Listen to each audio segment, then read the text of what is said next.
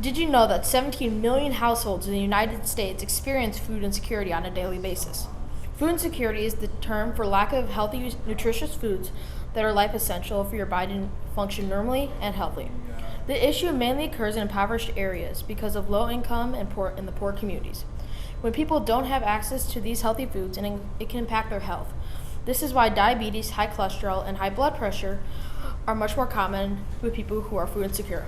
For children, being hungry can impact their education and mental health as a result. From the U.S. Department of Agriculture, the USDA, in 2022, 36.7% of households with income below the federal poverty line were food insecure. Food insecure households include those with low food insecurity and very low food insecurity.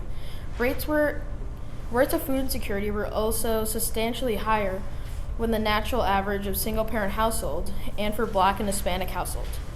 This matters because the people who are more at risk of hunger are Black and Hispanic people because of their income and housing, and where they live.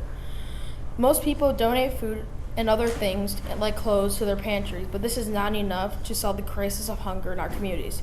Some organizations you can volunteer at or get informed more about hunger include Hunger Task Force and Feeding America, and also donating healthy foods that are able to stay on shelves.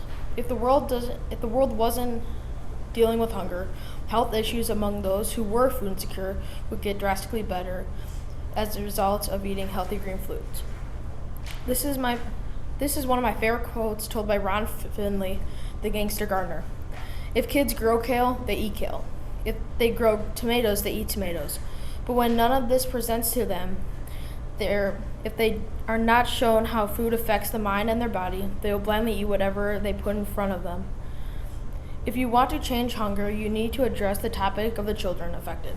If kids are informed, children will take matters into their own hands and start to figure out ways to grow access to these foods. There are two things I want you to know about my topic. I'd like you to volunteer and donate healthy foods that can stay on the shelves at your local shelters or food banks. And also being aware about hunger and that hunger will not change unless we do something to stop food insecurity today.